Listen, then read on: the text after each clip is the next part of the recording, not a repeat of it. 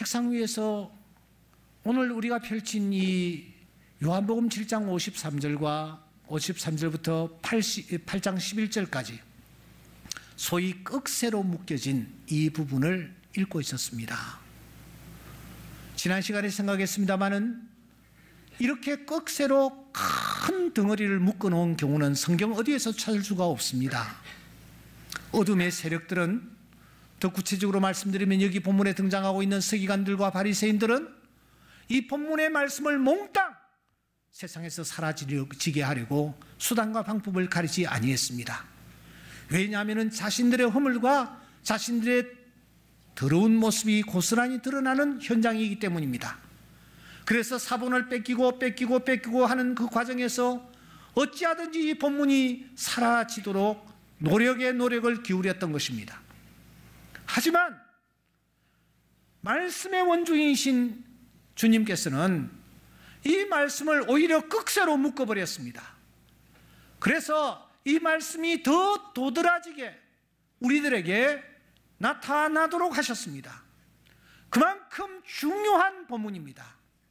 이 본문을 대하고 있는데 여러분, 그 세월호가 가운데 위치해 있고 가운데 있던 것처럼 오늘 이 본문에서 가운데라는 단어가 도드라지게 제 시선을 압도하는 것을 확인할 수가 있었습니다.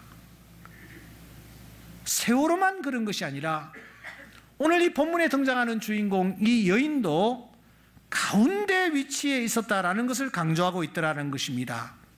아니, 가운데라는 이 단어는 오늘 이 성경에 등장하는 이 주인공의 별칭이기까지 한 것입니다. 그녀를 부를 때에 이름을 부르지 않습니다. 가운데 있는 여자, 가운데 있는 여자. 8장 3절을 주목하십시오. 음행 중에 잡힌 여자를 끌고 와서 가운데 세우고, 9절 말씀해 보시면 그 가운데 있는 여자만 남았더라. 이 여자를 묘사하면서 계속해서 가운데 하고 있습니다. 이 여자가 가운데 위치에 있었다라는 것입니다. 그 당시에. 그러면은 어떤 가운데 이 여자가 위치해 있습니까? 3절을 다시 주목해 보십시오. 음행 중에 잡힌 여자를 끌고 와서 가운데 세우고 했습니다. 이 여인은 첫째, 죄를 범하는 한가운데 있었습니다. 4절을 주목하십시오. 이 여자가 간음하다가 현장에서 잡혔나이다. 음행 중에, 현장에서, 이 말은 죄를 짓는 가운데 이 여자가 있었다라는 뜻입니다. 특히 여기 가운데는 큰 죄를 범했다, 부도덕한 죄를 범했다, 그냥 넘어갈 수 있는 죄가 아니라 도무지 묵과할 수 없는 그런 죄를 범했다, 죄를 짓는 중심에 있다 하는 뜻을 포함하고 있습니다. 여러분, 이 여인이 지금 서 있는 위치가 바로 죄를 범하는 한가운데 이 여자가 지금 있는 것입니다. 그래서 둘째로 이 여자는 정죄 한가운데 있게 되었습니다. 지금 이 스토리는 2000년 전 어느 날 스토리입니다. 그것도 하나님을 경외한다라고 하는 나라에, 그것도 성도라고 불리던 예루살렘에서 있었던 일입니다. 여러분, 현장에서 한 여자가 엉뚱한 짓을 하다가 붙잡혀 왔답니다. 이런 일이 그 동네에서 자주 있을 법한 일입니까? 쉽게 구경할 수 있는 일입니까? 아닙니다. 그래서인지 9절에 보시면 어느 틈엔가 어른들도 젊은이들도 그 여자의 주변에 몰려들기 시작했습니다. 저들은 한결같이 이 여인이 도대체 어떤 여인인지 사사시 살피기 시작했습니다. 네 집 딸인지, 누구의 아내인지, 누구의 엄마인지 지금 살피기 시작하고 있는 것입니다. 저들은 이렇게 발 뒤꿈치를 들기도 하고 목을 쭉 뽑으면서 이 여자를 살피고 있는 것입니다. 살피는 정도가 아닙니다. 오늘 성경에 보니까 저들의 입에서 말이 터져 나옵니다. 선생이요, 이 여자가 간음하다가 현장에서 잡혔습니다. 율법에 의하면 이런 여자는 돌로 치라고 했는데 선생은 어떻게 말하겠나이까? 저들은 입을 열어서 이 여자를 지금 정죄하고 있습니다. 정죄합니까? 정죄로 끝납니까? 이 여인을 공개적으로 망신을 주고 있습니다. 더 이상 고개를 들고 나다닐 수 없을 정도로 손가락질을 해대면서 가슴 없을 여인으로 이 여인을 향하여 할 수 있는 말들을 다 동원하고 있습니다. 마치 나다나엘 호손의 주홍글씨 거기에 등장하고 있는 여주인공 헤스터처럼 사람들은 앞뒤로 A라는, 이 간음을 뜻하는 A라는 글자들을 써서 붙이고 있는 것입니다. 이 여인이 더 이상 세상에 살아갈 힘이 있겠습니까? 살아갈 용기가 있겠습니까? 정죄로 끝나지 않습니다. 저들은 지금 손에 돌을 들고 있습니다. 이것은 무엇을 뜻합니까? 죽음 한가운데 있다라는 것을 뜻하는 것입니다. 여인을 가운데 세우고 돌을 던져 치려는 순간입니다. 여러분, 이런 일은 최근에도 일어났습니다. 지난 2014년에 아프가니스탄에서 현장에서 어느 유명한 여인을 돌로 쳐 죽이는 영상이 전 세계에 타전된 바 있습니다.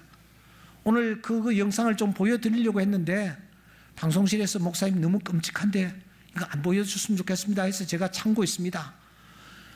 지금도 그런 일이 일어나고 있습니다.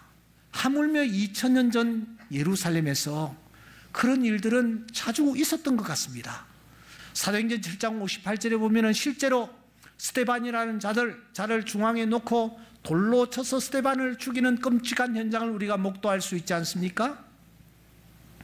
그러니까 이 여인은 지금 사람들에게 둘러싸여 있는 정도가 아닙니다.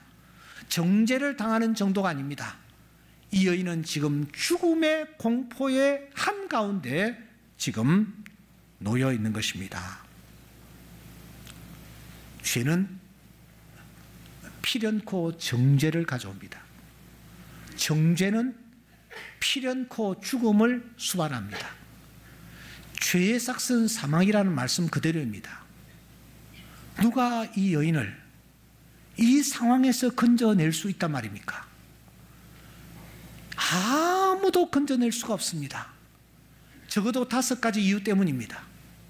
첫째, 이 여자는 현장에서 발각되었기 때문입니다. 둘째, 이 여자의 범죄에 대해서는 2사람 이상의 증인이 있었기 때문입니다. 오늘 성경에 보면은 서기관들과 바리새인들이라고 말하고 있습니다. 2사람이 훨씬 넘은 증인들이 지금 이 사건의 증언자로 나서고 있습니다. 셋째, 중한 죄를 명백히 범했기 때문입니다. 보통 죄가 아닙니다. 레위기서 20장 10절에 보면은 이런 죄를 범한 자는 돌로 쳐 죽이라고 저들의 율법에 기록이 되어 있습니다. 그만큼 중한 죄를 범한 것입니다. 그래서인지 아무리 뜯어보아도 이 여자를 변호해 주려는 사람이 한 사람도 나타나지 않고 있습니다. 더 중요한 것은 당사자인 이 여인이 입을 열어서 자기를 변호하지 않고 있다는 것입니다. 자기가 자기의 죄를 인정하고 있다는 뜻입니다. 더 이상 할 말이 없는 상태로 이 여인은 지금 처분을 기다리고 있는 그런 상황입니다. 여러분, 그러므로 이 여인, 죄 가운데 있던 이 여인, 정죄 가운데 있던 이 여인, 사망 가운데 있던 이 여인을 건져줄 자가 없습니다. 이 여인이 그 가운데서 빠져나올 수 있는 방법이 없다라는 것입니다. 그런데 사랑하는 여러분, 그 현장에서, 바로 그 현장에서 놀랍고 기이한 대반전의 드라마가 펼쳐지기 시작합니다. 그녀를 겹겹이 둘러싸고 있던 이 모든 것들이 다 풀어지기 시작합니다. 죄가 풀어집니다.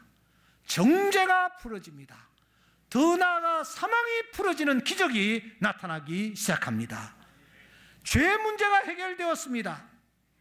8장 10절에 보면은 여자 외에 아무것도 없는 것을 보시고 이르시되 여자여 너를 고발하던 그들이 어디 있느냐, 너를 정죄한 자가 어디 있느냐라고 말씀하십니다. 죄 문제가 해결되었다라는 뜻입니다. 둘째, 정죄가 사라졌습니다. 나도 너를 정죄하지 아니하노니 주님께서 선언을 하십니다.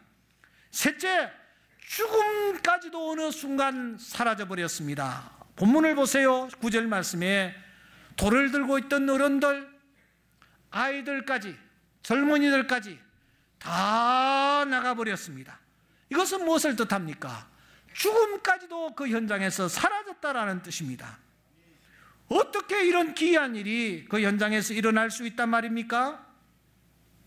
자세히 보십시오. 이 여자를 지칭하는 단어가 가운데라고 했습니다. 그런데 그 가운데라는 단어가 3절에서 한번 등장할 뿐만 아니라 9절에서도 다시 한번 등장하고 있는 점을 놓치지 마셔야 합니다. 3절에서 이 여자는 어디에 있습니까? 죄 가운데 있었습니다. 정죄 가운데 있었습니다. 죽음 가운데 있었습니다. 그런데 9절을 다시 보시면 9절에서는 여러분 오직 예수와 그 가운데 있는 여자라고 성경이 소개하고 있습니다. 가운데 있는 이 여자 곁에 또 한 분이 다가와 계십니다. 아니, 그분이 있는 곳에 이 여자가 다가갔다고 해도 과언이 아닙니다. 그 여자는 지금까지 죄와 정죄와 사망 가운데 있었습니다. 그런데 그녀와 함께 하는 분이 계셨다라는 말입니다.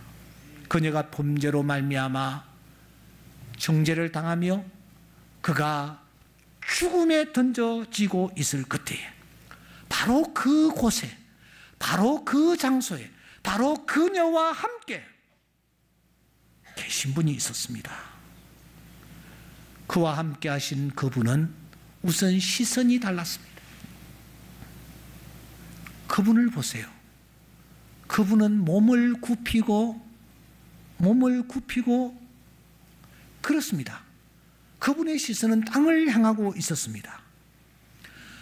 거기에 모여든 수많은 사람들의 시선은 일제히 그 여인을 향하고 있었습니다. 옷을 어떻게 입었는지, 얼마나 잘생겼는지, 나이는 몇 살인지, 누구 집 사람인지 살피고 있었어요. 그런데 그때 예수님은 유일하게 몸을 굽히고 계셨습니다. 주님의 시선은 땅을 향하고 있었다라는 것을 가리킵니다. 그분은 한 걸음 더 나아가 저들의 입과는 달랐습니다. 저들의 입에서는 수만 가지의 말들이 터져나오고 있었습니다. 정죄가, 저주가, 유언비어가, 비판이, 지레짐작이 저들 입에서 거침없이 튀어나왔습니다. 손가락질과 함께 할 수 있는 말들을 다 동원하여서 그녀를 향하여 쏘아대고 있었습니다. 그런데 여러분, 본문을 다시 보세요. 유일하게 한 분, 그분만은 땅에 쓰고 계셨다, 그렇게 말합니다. 땅에 글을 쓰셨다라고 하지 않습니다. 땅에 쓰고 계셨다. 이게 무슨 말입니까? 예수님이 침묵하셨다라는 침묵의 액션을 이렇게 표현하고 있는 것입니다. 모든 사람들이 이런 말 저런 말들을 퍼뜨리면서 이런저런 지레짐작의 얘기들을 하면서 이런 단정들을 하면서 그 여인을 향하여 정죄하고 있을 때에 오직 주님은 침묵하시며 입을 닫고 계시는 것입니다. 하지만 그분은 입을 닫는 것으로 그치지 아니하고 조용히 일어나 그 여인을 변호하고 있습니다. 현장에서 잡혔죠. 증인이 2사람 이상 되죠. 변호해 주는 사람 없죠? 스스로 생각해도 절대 나는 잘못했다라고 생각할 수밖에 없는, 이제는 더 이상 빠져나올 수 없는 그 캄캄한 심판의 구렁텅이에서 한 분이 말씀하십니다. 변호해 주십니다. 너희 중에 죄 없는 자가 먼저 돌을 던지라. 그 순간 죄와 정죄와 그리고 사망의 모든 그 풀들이 다 벗겨지는 놀라운 역사가 일어난 줄 믿습니다. 사랑하는 성도 여러분, 창조주 하나님이 우리를 창조하신 후에 제일 먼저 던지신 질문이 이것입니다. 아담아, 내가 어디 있느냐? 이 아담에게 던지신 질문은 오늘 우리 모두에게 던지시는 질문입니다. 우리는 지금 내가 어디에 있는지를 분별할 수 있어야 합니다. 내가 어디 서 있는지 날줄과 시줄을 여러분 그려보아야 합니다. 여러분, 우리가 어디에 있습니까? 세월호만 가운데 있었습니까? 본문에 등장하고 있는 이 여인만 지금 가운데 있나요? 나는 지금 어디에 있습니까? 나는 지금 죄 가운데 있지는 않습니까? 요한이 말합니다. 만일 우리가 죄가 없다고 하면 스스로 속이는 것이다. 진리가 그 속에 있지 아니하는 것이다. 만일 우리가 범죄하지 아니했다 하면 하나님을 거짓말하는 자로 만드는 것이다. 주님께서는 심각하게 이렇게까지 말씀하십니다. 또 간음하지 말라 하는 얘기를 너희들이 들었지? 나는 너희들에게 말한다. 여자를 향하여 음욕을 품는 자는 이미 그 마음에 간음했느니라. 음욕을 품어보지 아니한 자가 있나요?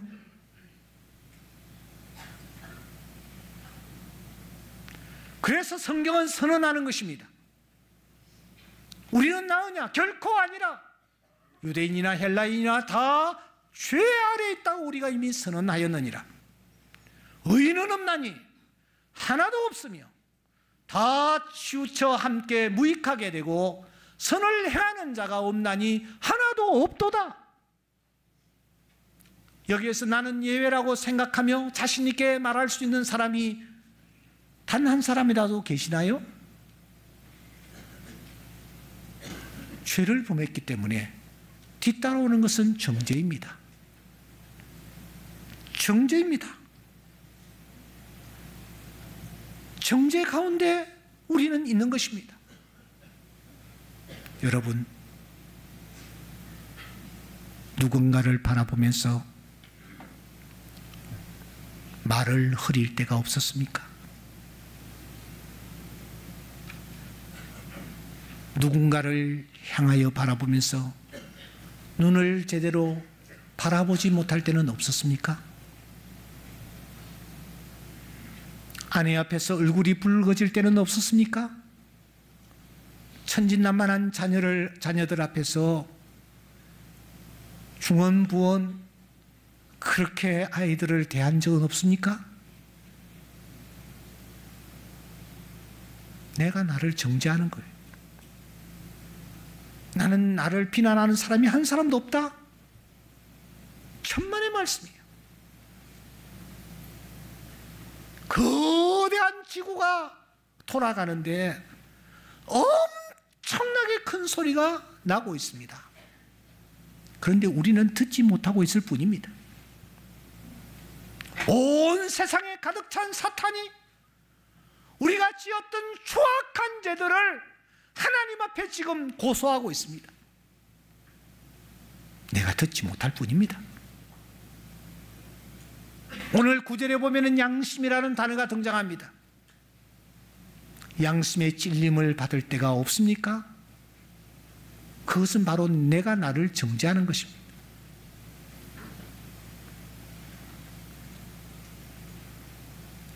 정죄의 결과는 무엇입니까? 사망입니다. 그래서 우리는 사망의 문턱에 서 있는 것입니다. 다윗이 고백했던 것처럼 나와 죽음 사이는 한 걸음뿐입니다. 나는 지금 사망의 음침한 골짜기를 걸어가고 있습니다. 이 죄와 이 정죄와 이 사망의 한가운데 음행한 여자만 있었던 것이 아니라 오늘 나도, 오늘 우리도, 여기에 참석한 우리 모두가 다 그 한가운데 있는 것입니다. 이 깊고 깊은 죄악의 수렁에서 우리를 건져낼 자가 누구입니까? 제 아무리 탁월한 변화서라도 사실 앞에서는 어쩔 수 없는 것입니다. 그런데 우리는 죄를 지은 것이 분명합니다. 우리는 정죄를 받아 마땅할 자들이요, 우리는 사망의 문턱에 서 있는 그런 상황들입니다. 이런 나를 온전히 구해줄 자가 있단 말입니까? 없습니다. 그래서 우리의 입에서는 나도 모르게 이런 탄식이 터져 나오는 것입니다. 오호라, 나는 곤고한 사람이로라. 이 사망의 몸에서 누가 나를 건져내랴. 바울의 탄식일 뿐만 아니라 우리 모두의 탄식이 아닐 수가 없습니다. 이렇게 탄식하는 우리의 귀에 세미한 음성이 하나 들립니다. 야, 걱정하지 마라. 너에게 큰 대제사장이 계신다. 그분은 성천하신 하나님의 아들 예수님이시다. 우리가 믿는 도리를 굳게 잡을지어다. 그분이 지금 뭘 하고 계시기 때문입니까? 누가 정죄하리요? 죽으실 뿐 아니라 다시 살아나신 이는 그리스도 예수시니 그는 하나님 우편에 계신 자요 우리를 위하여 변호하시는 자신이라. 사랑하는 여러분, 그분이 구체적으로 어디에 계시던 분입니까? 어디에 계시던 분입니까? 빌립보서 2장 6절 이하에 보면 하나님과 본체이셨다. 하나님과 동등됨을 것을 취하지 아니하시고 자기를 비워 종의 형체를 가져 사람들과 같이 되셨다. 하늘에 계시던 분이라고 말씀합니다. 그래서 요한복음 6장 38절에 보면은 나는 하늘에서 내려왔다. 하늘에서 내려온 떡이다. 그렇게 말씀을 하고 계시는 것입니다. 하늘에서 뭘 하러 내려오셨습니까? 하늘에서 어디에 머무시려고 내려오셨습니까? 그분은 죄 중에 있는 내 곁에, 정죄를 당하고 있는 내 곁에, 죽음의 문제로 고통 겪는 내 곁에 오셔서 죄의 문제를 해결해 주시고 정죄로부터 해방시켜 주시고 나를 사망의 질곡에서 영원히 건져주시기 위하여 지금 내 곁에 계시는 줄 믿습니다. 그분은 사랑하는 여러분, 몸을 굽히고 계십니다. 손가락으로 땅에 쓰고 계십니다. 다시 몸을 굽히고 계십니다. 손가락으로 땅에 뭔가를 쓰고 계십니다. 우리의 허물에 대해서 더 이상 관심을 가지지 않습니다. 우리의 허물에 대해서 당신은 침묵하십니다. 온몸으로 십자가 위에서 당신이 몸물로 피 흘리시사 우리의 죄를 덮으시고 우리의 모든 추악한 부분들을 다 용납하시며 우리를 그 가운데서 건지시기 위하여 이 땅에 오신 줄 믿습니다. 그 주님이 지금 우리를 바라보시면서 말씀하십니다. 너를 정죄하던 자가 있느냐? 나도 너를 정죄하지 아니하노니 가서 다시는 죄를 범하지 말라. 사순절을 보내면서 이 주님의 음성 듣는 은혜가 있기를 바랍니다. 왜냐하면 우리가 주님으로부터 놀라운 은혜를 받은 자들이기 때문입니다. 죄 가운데 있던 우리들, 정죄에서 헤어날 수 없었던 우리들, 죽음의 문제를 해결할 수 없었던 우리를 그곳에서 건져 주시기 위하여 우리 가운데 찾아오신 분이시기 때문입니다. 이 주님의 손을 붙잡고 다시 한번 삶의 자리에서 일어나 승리의 길, 소망의 길, 축복의 길로 나아가는 우리 모두가 될 수 있기를 주의 이름으로 축원합니다.